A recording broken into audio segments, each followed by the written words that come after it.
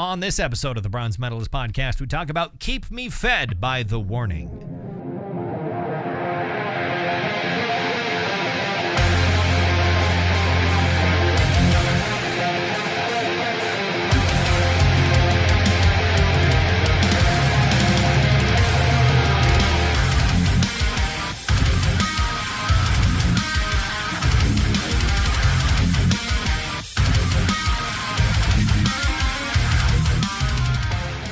Welcome to another episode of the Bronze Metalist Podcast. I'm Kale. I'm OJ. We're two professional broadcasters. We like metal. We like to talk about it. And it's Female February. Mm-hmm.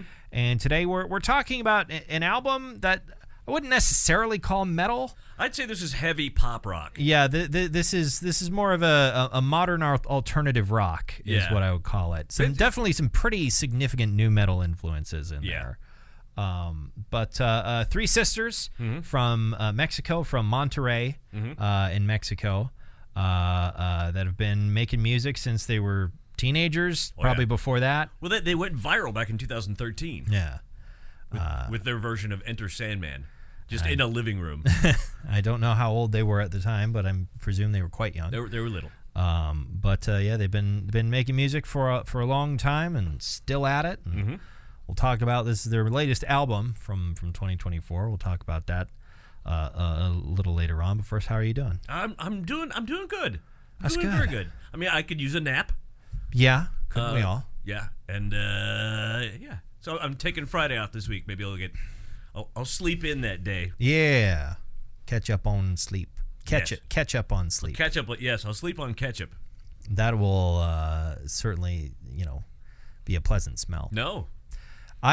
Ketchup is weird. I'm like any other tasteless American where I'll put ketchup on just about anything. Sure. But for some reason, like if I've got dishes in the sink or whatever and they've got some ketchup on them, I can't stand the smell. Old ketchup. The smell of old ketchup is a little. I don't like it. I think I see what the deal is. It's not necessarily the fact that it's old and congealed. It's the fact that you had dipped other food in it, and that the French fry juice or whatever also sort of combined with it, the starch and the sugars. It has ruined the purity of the ketchup. Yes, the purity of the ketchup has become Heinz has become impure, which they don't even allow called ketchup in other countries because there's too much sugar in it. Yeah. I don't know. Either that or it might just be the mental reminder of, hey, you should put those dishes in the dishwasher. Which even though like I'm good about washing my dishes in the dishwasher, but I am not good at putting them in the dishwasher before they need to be washed. Like they they pile up in the sink until I'm like, I don't have clean dishes. Time to wash all of them, and then I take them out of the sink and put them in the dishwasher when they could just not be in the sink in the first place and go straight into the dishwasher. Sure. But is it any good? I mean, do you need to rinse off a significant amount of food before you put it in there? Or? No, my dishwasher is great. But nice. Also, I feel like I've got the hacks, which is to say, I learned how to properly use a dishwasher, which is something that most people don't tell you. Which is. That a couple of things. One thing that I feel like most people do know a little trick is clearing cold water out of the lines beforehand. Run the tap until it's hot before you start the dishwasher. Sure, that's something that I think a lot of people do know.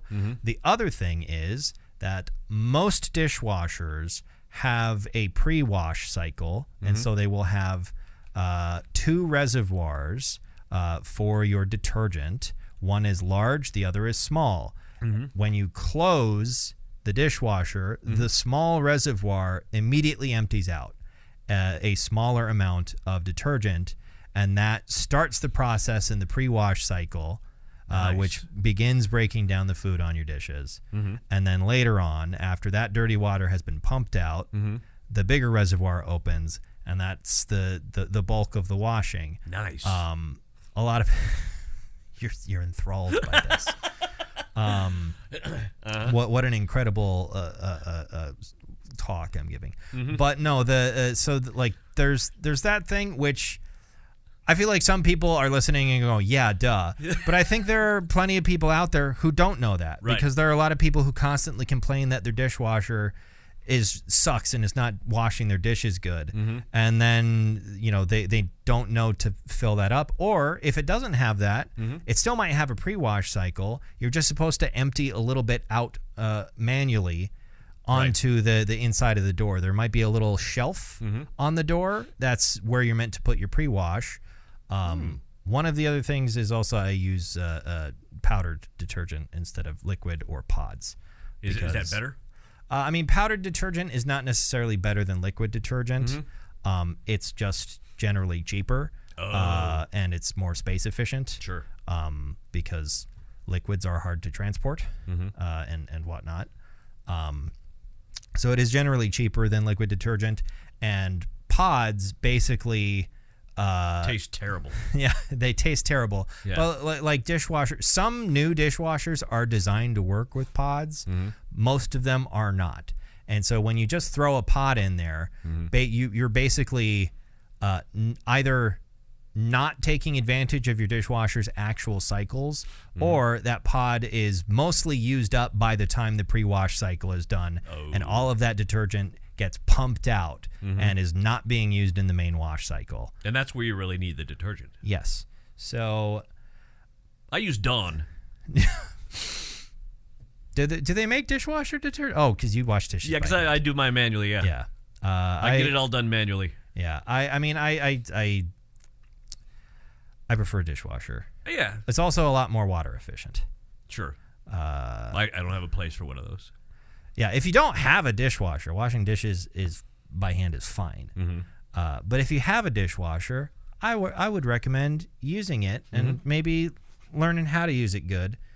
A lot of them are different. If it's your dishwasher and you bought it, you might have a manual for it lying around. Sure.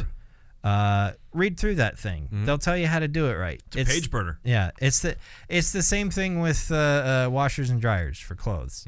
If you bought and paid for your washer and dryer, maybe have a look at the manual and see what you're supposed to do, what the manufacturer recommends, and then maybe it won't break all the fucking time. See, I use Dawn for my laundry as well. Take it down to the river. That one I don't think you should do. Bang it on the rocks. I don't think Dawn makes don't. clothing detergent. That I use pods for. Yeah, which I don't know all that much about that necessarily. Yeah, it's really no-brainer. I'm sure it's fine. You want to toss them in first before the laundry. There you go. There's a little tidbit for me, a nugget for put the pod in before you put the laundry in. Although, that's detergent in general, though. As you put that detergent in first. Or at least that's the diagram of every washing machine I've used on the inside of the door is pour your detergent in first, then put in your clothes. Yeah, the washer and dryer in my building, every time I look at it, I'm always somewhat surprised it's not on fire. Yeah. Because it seems ancient. That's probably why it still works. Yeah. Old washers and dryers actually were reliable and built to last. Because they had fewer parts and didn't need a computer. Yeah. New ones are basically designed to break not long after the warranty expires. So then you have to buy another one. Don't you love capitalism? Don't you love capitalism? Isn't it great? I wonder if do you think they really see? I know you're feeling your vacuum right now. You're I think that is true about washing machines. I've watched some videos from people from. There's a guy who runs a appliance store. Yeah. And he was talking about the difference between new and old washers and dryers, and that's something he brought up. Where if it's not intentional, boy. Manufacturers are really good at making it happen anyway, where they will break shortly after the warranty expires. Maybe that's how they design the warranty itself. I mean, they test them out and say, "Oh, this breaks." How long will it last? Okay, 13 months. Okay, 12-month 12-month warranty. Yeah, there are some brands that have. See, this is how you know I'm almost 30. Yeah. Is that now what I'm talking about is fucking appliances and whatnot. Ew, why are you doing that? Everybody's got a thing, OJ. I guess. No judge. No, yeah, there are some brands that have better reputations. Some that used to have good reputations have terrible reputations now. Maytag is kind of not so great anymore, apparently. Really? Speed Queen is apparently the best in the business. Known a few of those. Yeah. But they're not a brand that people would necessarily recognize because they're not sold at like big box stores. Sure. They only work with like local retailers. So the place that's across the street from our radio station probably has them. Sure. We should go shopping. Yeah. I mean, hopefully sometime within the next couple of years, I might have cause to actually buy my own washer and dryer. You're still dreaming about houses. Still dreaming. Speaking of dreams, I had some vivid dreams last night. Yesterday in the prep, there was a story about how pink noise basically fucked with people's REM sleep. Really? And every night for the last like 4 or 5 years, I've been listening to a brown noise track, which has even more bass in it. Right, just farts. It's just farts. It's every time. Every time I say the words brown noise, it's just what it's called. Because I find white noise to be piercing and uncomfortable to listen to. Now, what is pink noise? Pink noise is just sort of in between. It's white noise, but a bit bassier and then brown noise is even bassier. Is there a black noise? Is there like... I don't know. That might just be pure bass. It's actually infrasound, so it will drive you insane while you sleep. But what the study found was that it basically cut down on test subjects' REM sleep by like they ended up losing like 20 minutes of it, which maybe it doesn't seem like that much, but I think generally speaking, in 8 hours of general sleep, you don't actually have all that much actual REM sleep. Right. So 20 minutes can be significant. And I thought, hey, what if I tried sleeping without this noise track for a while? So I tried it last night, and I don't know if I slept for longer. I think maybe the quality of sleep was a little bit better, and I definitely had some pretty vivid dreams last night, which is not necessarily the norm for me. I don't think they were all that interesting. Nobody's dreams ever are all that interesting, so I don't particularly want to talk about them. But it was it's one of the things they say is like oh he's talking about his dreams, like it's apparently a conversational faux pas. Don't tell people about your dreams. They're not that interesting. Unless they're your aspirations. Unless your aspirations. Yeah. Your actual dreams that you had at night are usually not that. They're weird. Yeah. But that's about all the reaction you're going to get out of somebody. Right, because you're weird. Yeah, it's like, oh, wow, you had weird dreams. How special. How everyone has weird dreams. That's what dreams are. Right. They're all weird all the time. They're dreamlike. Yeah. But so maybe there's something to that. I was kind of surprised that it didn't have more trouble falling asleep. That being said, there definitely were plenty of noises that I did hear and that did prevent me from falling asleep for a while. Really? Because the people in my fucking building can't be fucking quiet after 11 p.m. Someone drove past in the parking lot with their bass blaring. Upstairs neighbor dropped something, which that's not something happens to be mad about. That happens. But it's like noises and whatnot that definitely did keep me up a bit. It's like I'm almost asleep and fuck, what's that? Am I going to die? No. So yeah, there might be something to that. I don't know. I'm gonna keep trying it and see if I feel better and I'm not tired all the time. Maybe that's why I'm always tired. The brown noise is because the thing that I thought was helping me sleep is actually hurting me. Who would have thunk such a thing could happen? I had a birthday this week. Yeah, how was your birthday? I worked from 8:30 in the morning until 10:30 at night. Yay! Actually, almost 11. Yeah. But you got money for that. Yeah. Oh yeah. Yeah. They're gonna pay me for it. They paid you for it. They will pay me. They will. Yes, they will pay you Mm-hmm. in the future for that. Yes. Have you? I suppose that's what you're doing later this week. Is just sort of a delayed kind of celebration. Your day off on Friday kinda. a little bit. And my plans have kind of changed. I was gonna go out of state. I'm not going out of state, but I'm still going out of town. But I'm going out of state now. Okay. What are you doing? I'm just gonna go hang out with friends in Bismarck. Bismarck. Okay. Bismarck. Yeah. Going down to Bismarck, are you? Yeah. All right. See, I want to. It'd be fun to have an Australian person around. Yeah. And hear them pronounce the names of various North Dakota towns. I think that would be fun. Go over to bloody Walhalla. Walhalla? Minot, eh? Going down to Washburn. Gonna take a zip to zip. I think that would be fun. That would be fun. I don't know. What's the weirdest, like the most exotic accent that would be the funniest to say North Dakota town names in, do you think? North Dakota, the weirdest accent? Or like the accent that would be the most fun? Because to me, I can't think of one that would be more fun than Australian. Because, I mean, it sounds kind of mean, but I do think the Australian accent is just kind of silly. I mean... It's it's just kind of silly. What if it was like Mongolian was the answer?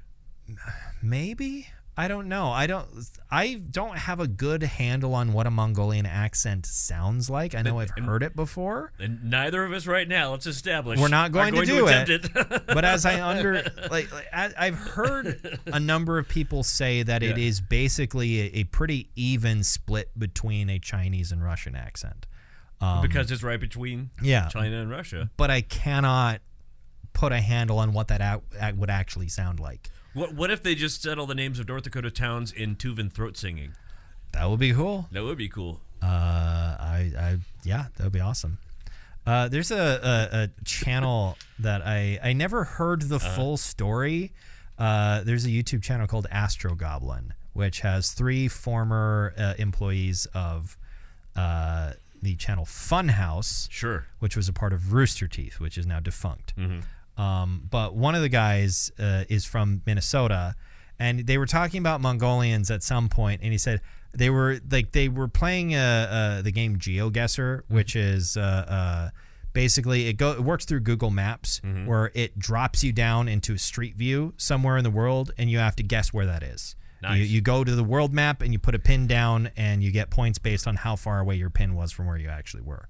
But there's some story of him being like, hey, do you want me to, that time, remember that time Mongolians washed my windshield for me? And I'll show you where that happened. And he starts zooming in on Williston. And I'm like, are there Mongolians in Williston? What? Like there might be. Maybe. I don't know. There is a Mongolian barbecue there. Yeah. I know this because I almost moved there. Yeah. I mean, I know there are a few Mongolian barbecue places in the state that I know of. So I don't know if we have a population of Mongolian immigrants in North Dakota that I wasn't aware of.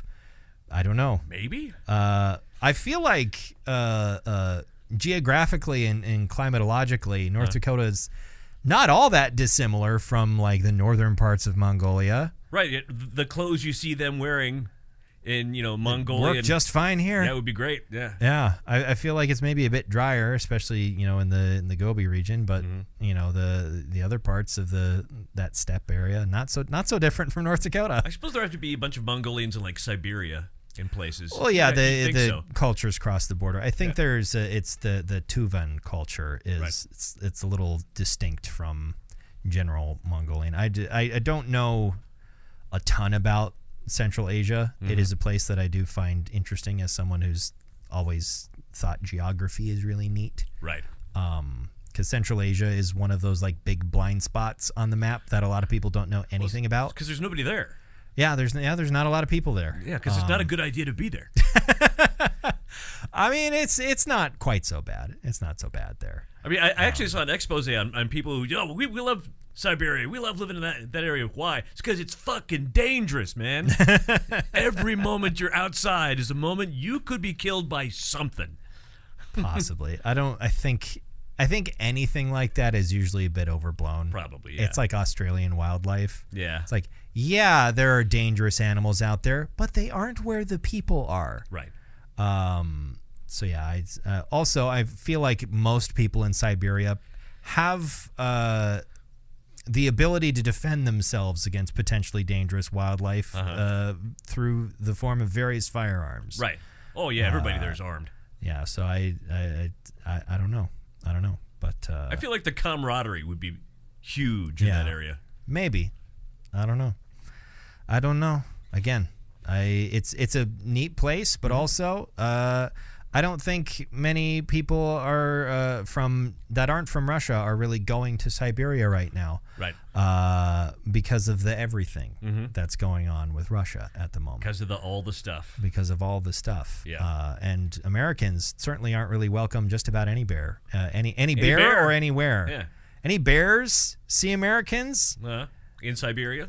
They're gonna straight up Timothy Treadwell. You know. I'm gonna get Treadwelled. Which reminds me of the penguin thing. Yeah, that's so weird that's blown up and then was immediately like jumped on by the Chuds. The Werner Herzog penguin thing. Yeah, like I've seen that clip so many times over the years, and it's if you're a Herzog fan like I am.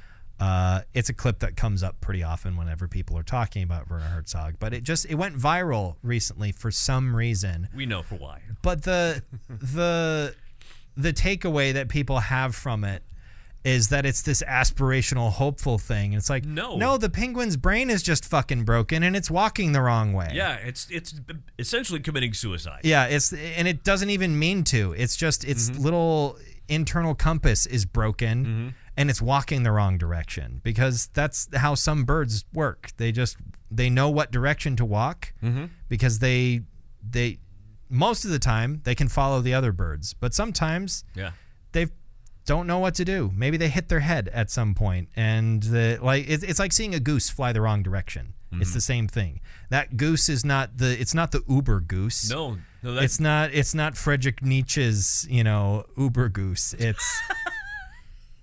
Its brain is broken. Yeah, that goose is a goner. That goose is cooked. Yeah, and it's the same thing with the penguin. It's just something went wrong. Right. And the penguin didn't know where to go anymore, so it started walking the wrong direction, and it's going to die. And here's my question: if they're jumping on that clip saying it's aspirational somehow, are they not listening to the audio?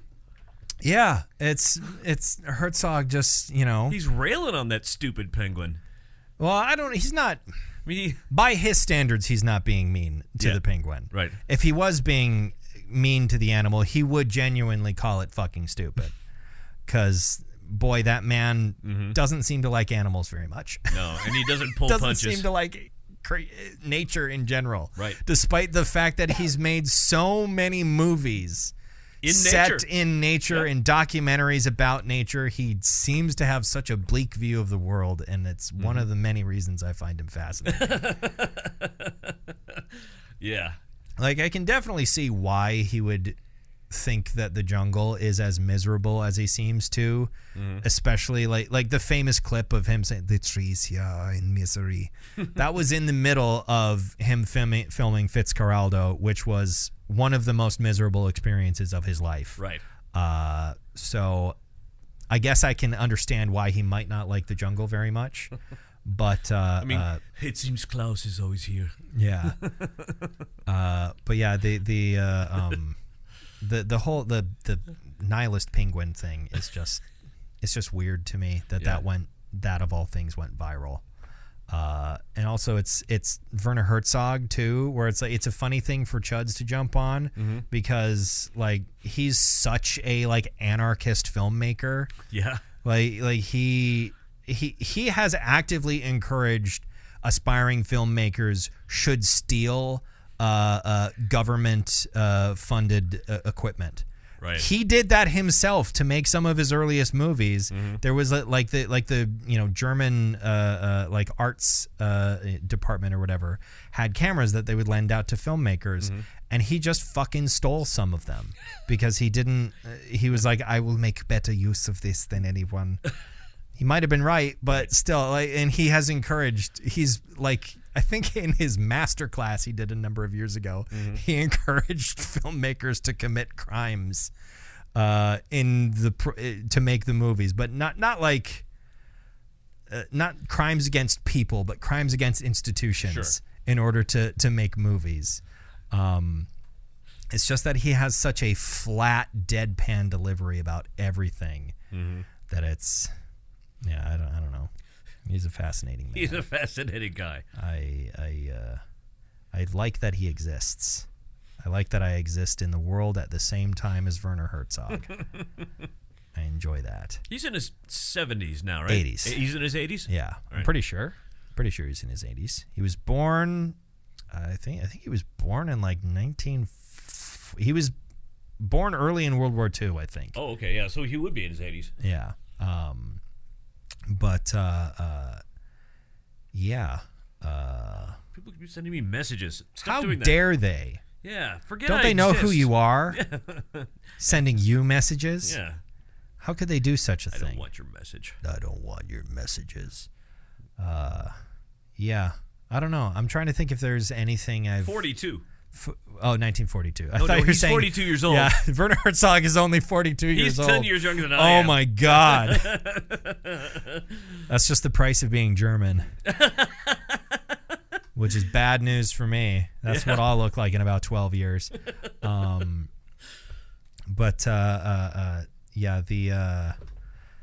don't think I've really done anything else here recently. I'm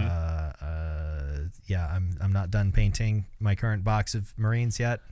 Need to get on that, dude. There's one sitting on the painting handle right now, and then there's one more. So you're almost done. I'm almost done. But I had like D&D stuff to do that sort of got in the way of painting for a while.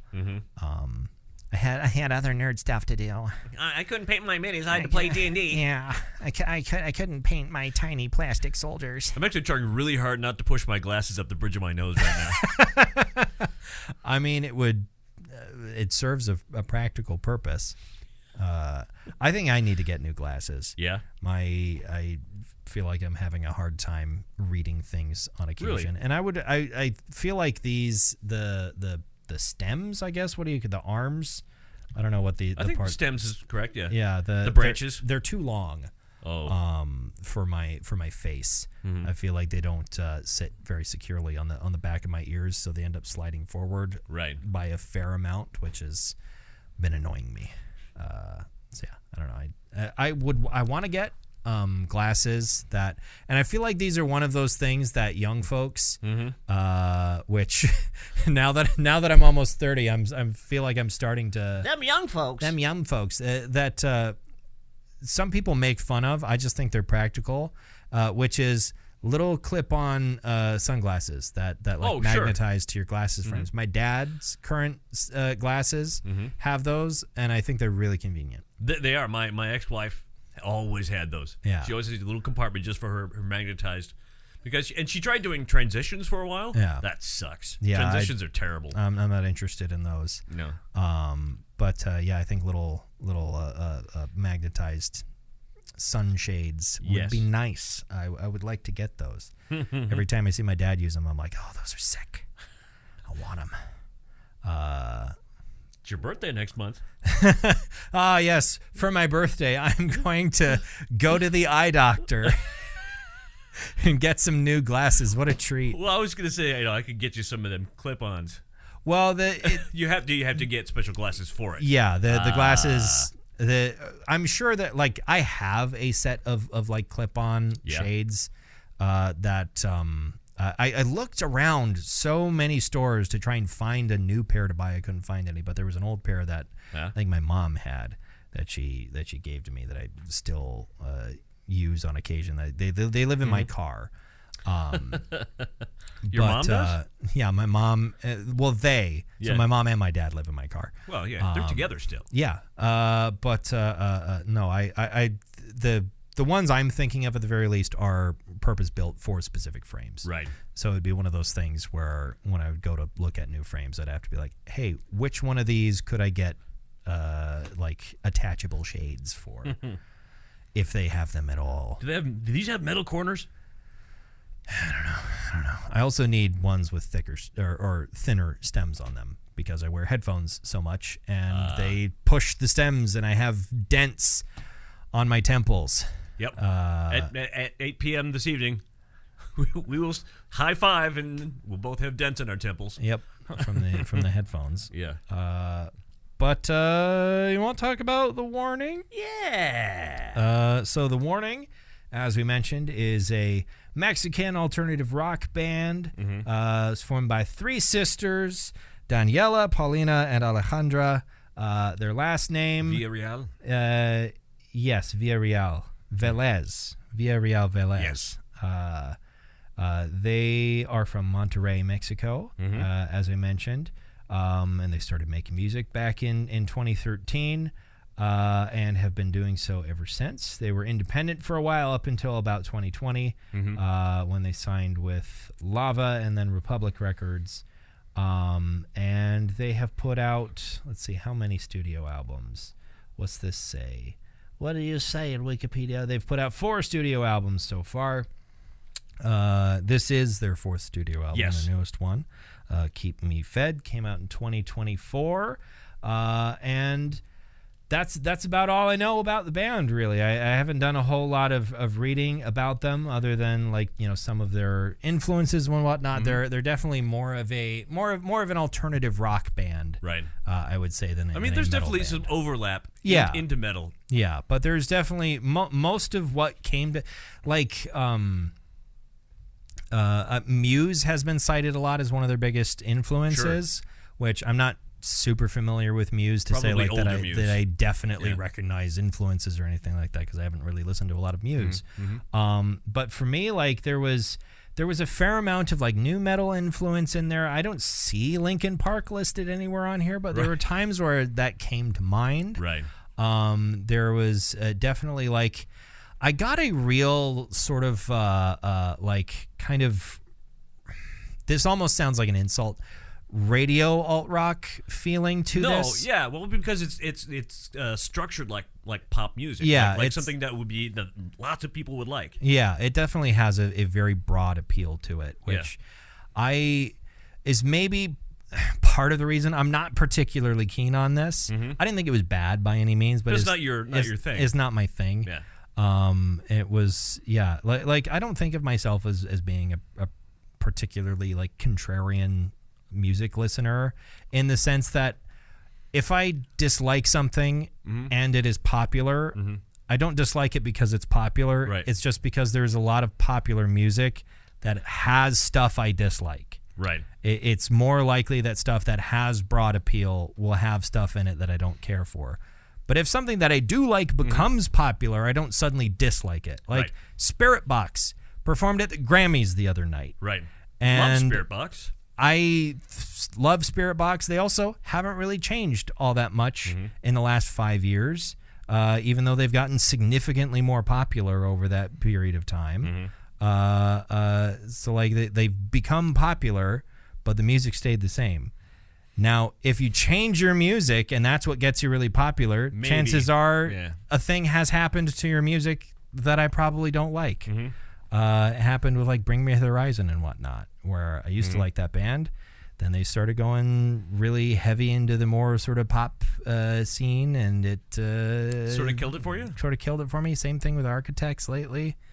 Not fond of them either anymore.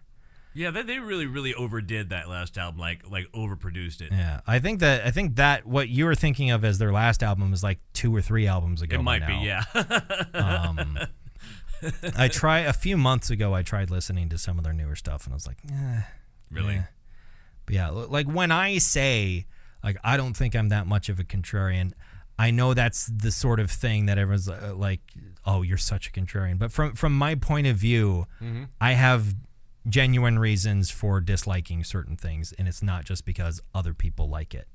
It's like with Sleep Token. I can point to things that I don't like about Sleep Token, and it's not that they're super popular. It's that I don't.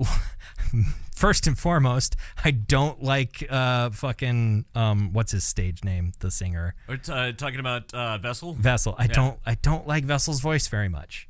I just don't. I don't know. It's not your thing. It's not my thing. That being said, all of that out of the way, this album wasn't bad. I didn't dislike my time with it, but there was definitely a point where I was like, I kind of want to do something else. Yeah. I did think that I presume it's mostly Daniela's vocals. Yeah. They all occasionally provide lead vocals. But I don't know what the split is on this album as far as who was doing what. But I remember thinking in the first 2 songs, it's like, oh, she's got a nice voice. She's a good singer, but man, I wish she would, change it up a little bit. It didn't feel like there was a lot of range on display. The 3rd song definitely came in with a bit more variety. That Apologize? Sort of, Apologize. Yeah. Showed off more range. I think that's one of the big things for me with a lot of like vocalists is if you're going to be doing mostly clean singing, I like to have some variety. I like it when people have some range that they can show off when they push themselves a little bit. That's what I like to see. But Apologize definitely sort of like, okay, so she's got more going on. Right. Sometimes just the knowledge that someone is capable of a little bit more, especially when you're only partway through an album, you'd be like, okay, I don't need to worry. Yeah. Okay. I feel comforted now. Yeah. It's not every song is going to be the same thing.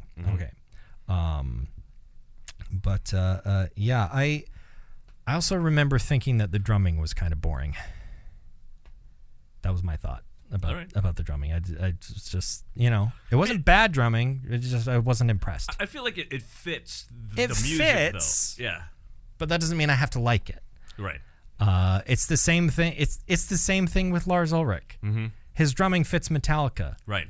Does that mean it's good? I mean, he was the vanguard. I mean, he paved the way for what it means to be a thrash metal drummer. Sure. But I mean, then a whole bunch of people came after him who were better. Way better. But because they learned from him. I don't know that they necessarily learned from. I mean, there were other thrash metal bands at the same time as Metallica that were better drummers than Lars. Slightly after, though. I mean, they really kind of. That doesn't mean they learned how to drum from him, though. He didn't teach them how to drum. No, but by listening to him, I mean, he set the standard. I don't know. A lot of people pretty much agree with that. Okay. all I'm saying is that the drumming fits. That's good. That doesn't mean I was impressed with it. Sure. That's for me. That's kind of the whole of this album. So I was just not particularly impressed by it. It's like, okay, all right, this is fine. I don't know. I got nothing. I don't have anything particularly good to say about it, unfortunately. All right. Do you have something you want to say about it? I knew what I was getting going in. Yeah. I mean, I was already prepared. I'd listened to this before. A friend of mine down in Bismarck that I'm going to go visit, he's the one, he said, hey, have you heard this whole album? You got to listen to it. And so I listened to it. I'm like, yeah, this sounds like they've really improved since they're 13 years ago. Yeah. And good for them. I don't know. It's not for me. Right. I'm not gonna put on the kid gloves just because. I know. Just because I feel like I'm being clear that I don't think this is bad. I don't know. I wasn't plussed by it. I'm nonplussed. If you like this, fantastic. Good for you. I'm glad you enjoy it. I don't have to sit here and be like, oh, actually it was, I thought it was fine. And it's like, no, this is our podcast. No, I'm one of the two people here. You sound like you're getting defensive here. I get You don't need to be it's the defensive. way you've been looking at me this whole time, where you're just like, no, I don't know. Something about the way you've been looking at me this whole time is making me feel like I'm not being accusatory here. I got to defend my opinion. No, I agree with you and your opinion that it is your opinion. Well, share some more stuff. I mean, I don't really know what to Tell me how you feel about it. If you like this, what do you like about it? I don't know. I guess I like that it's not, that it is more sort of meat and potatoes, hard pop. Okay. I kind of enjoy that. That's something I enjoy occasionally. Okay. Yeah. Anything else? No, that's about it. That's good. Wow. Okay. Well, does this album slap? I mean, yeah. Yeah, sure. 80% is the average of some reviews. This album, by the way, like a lot of people, a lot of publications, said it was one of the best albums of the year for various rock and metal publications and whatnot. Got a fair amount of attention. It was popular. It's and well regarded. And again, good for them. But I guess there is, for me, this sort of sound does also have like some not negative memories associated with it, but like just like sort of like a couple of summers working first at the school in Washburn and then at the power plant, like having to take road trips down to Bismarck for one reason or another with coworkers, with coworkers and with with bosses. And the alternative rock station in Bismarck comes on, and I'd hear a song that sounds like this, and that like In This Moment would come on or something like that, and then the next song would be Five Finger Death Punch or something. All of these. So like I hear this and I'm expecting the next band to be something I hate. And yeah, I don't know. Maybe that has sort of unfairly colored my opinion of this a bit. But it's definitely that's sort of how I feel about like kind of alternative rock and hard pop, as you called it. Yeah. In general, is sort of I have this association of just like those radio stations and that time and those people, and I'm like, sure. I just feel having to be stuffed into a car with people you don't necessarily like. Yeah. And it's just like I don't think this album deserves that opinion of it, But it is still your opinion. It is still my opinion, and I still acknowledging that maybe I'm not being entirely fair is not going to make me like it more. Unfortunately, certainly not. But yeah, what's your favorite song? The aforementioned "Apologize" is my favorite song. I Apologize. I think it is different from a fair amount of the rest of the album. Right. I don't know. And you know my tastes. If you're a frequent listener, you know my tastes well. I like stuff that's weird. Right. I like stuff that is dark and depressing. Not to say that this album doesn't have any serious content on it or anything like that, but it's just sort of I like stuff that is boundary pushing in one way or another a little bit generally. Sure. Or if it is going to be meat and potatoes, it's death metal. Yeah, it's got to be death metal. If it's going to be really generic, it needs to be a really generic version of something that I find compelling. A really meat and potatoes take on a genre that I just like in general. Like a really, really good post-rock album. Early Explosions in the Sky albums. Sure. Those are the most post-rock albums that ever post-rocked, and they're great. They're perfectly in the middle of the genre. And I like them a lot. As much as I love how fucking weird Godspeed You Black Emperor can get, as much as I love how ambient Hammock is, boy, I sure do love the sparkly, twinkly sounds of Explosions in the Sky. The band. The band. Yeah. And also fireworks. Sure. Those are nice. People, historically, humans like fireworks. I, as a fellow human, have learned that. Who was the comedian that was talking about that? Oh, was it Pete Holmes? He was talking about, he says, watching fireworks, it's about the same as the first time I ever went to a strip club. For some bachelor party or something, and in both of those occasions, I sat there looking, I'm thinking, why don't I feel anything right now? Why don't I? Yeah. Yeah. I don't know. I don't mind. I like fireworks. Yeah. I think fireworks are fine. Saw that video the other day of the people that were on a balcony that lit up a bottle rocket. It was a vine. It was an old vine. And it went up and it followed it into the air and then went through a window across and exploded. Oh, my God. Yeah. And it was at night, so they might have been, trying to get some Z's there. Perhaps. That's an unpleasant way to wake up. Yeah. What medal do you bestow upon this, like Maz Kanata to Chewbacca? I mean, I still do give this a high silver. Yeah. It's just a regular silver for me. Yeah. Again, I want to be clear. I didn't hate this, okay? If I did hate it, I'd be much meaner. Oh, sure. You've bronzed a couple of things, and usually Tom G. Warrior is involved. Yeah. By the way, I still have one of those to bring. Oh, God. It's the one everyone likes. I feel like I've been a little desensitized to Celtic Frost at this point. So maybe it wouldn't be so bad, but we'll see. All right. We'll see. Yeah, all right. But yeah, it's just a silver for me. All right.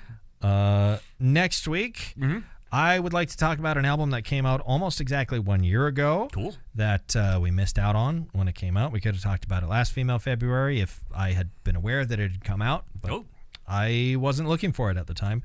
It's Duel by Ginger. Oh. Ooh, I wonder how they're doing right now. I think they're doing all right. Okay. They've been. I remember reading when I was like, "Oh shit, new Ginger album," and I did some reading and whatnot. Since the war started, they've they got permission from the Ukrainian government to basically act as ambassadors while they're out on tour. Which cool. I think is really really neat. So they're being safe somewhere else. Yeah, they are out touring for the most part, and basically, being ambassadors for Ukraine, which I think is pretty cool. But we'll talk more about Ginger next week. Awesome. But until then, why don't you go ahead and subscribe to our feed on whatever podcast service you use to listen to us. And thank you very much for listening to another episode of the Brian's Metalist Podcast. I'm Kale. I'm OJ. Congratulations.